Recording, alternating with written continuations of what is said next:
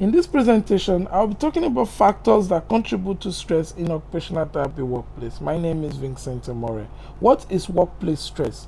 Work-related stress is the response people may have when presented with work demand and pressure that are not matched to their knowledge and ability, which challenge their ability to cope, according to WHO 2000. What are the reactions to stress in workplace?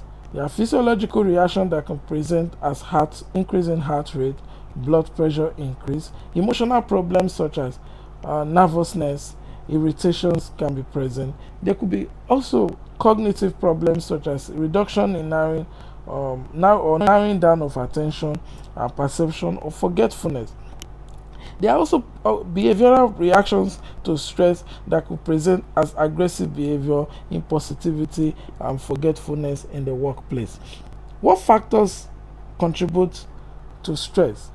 A number of factors is identified in this presentation. Career stagnation is one of them. Occupational imbalance is another. Underutilization of skill is another.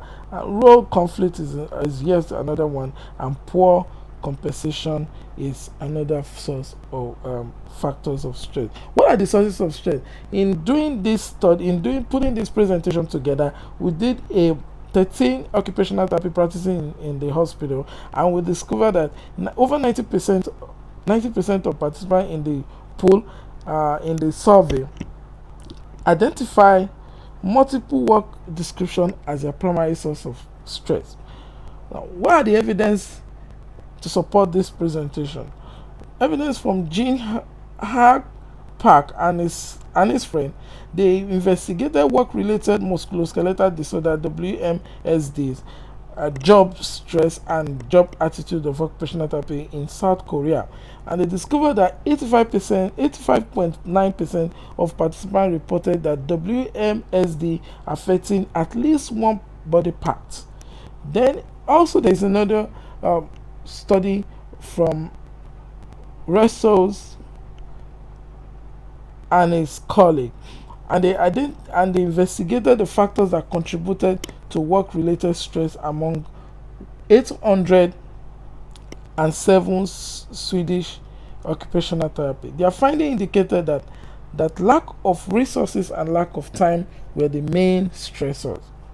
Now, from this study, I've been able to put this statement down as a guide that it is crucial from this author that it is crucial that employers provide enough resources to prevent work-related stress and avoid further burnout or sick leave among occupational therapy. That was their conclusion, and that leads us to the way forward. What's the way forward? Organizations should then begin to put programs in place to support workers in a way of reducing absenteeism, depression, burnout, stress, poor performance at work, and workplace incident reduction. Other things that the employers should begin to look at also is how they can prevent poor decision-making skill in their workers, and then poor relationship and colleagues and friends factors. Now, how do we do this? How can we implement this in our workplace? How do we manage workplace stress using a stepwise approach? I've put forward this from is a resource from WHO in 2003, developed mainly for developing countries. And these are what they put forward. Number one, dictating the signs of work-related stress and taking preparatory. That's the first step in it. Then you go on to do analyzing the work factor, analyzing the risk factors and risk group.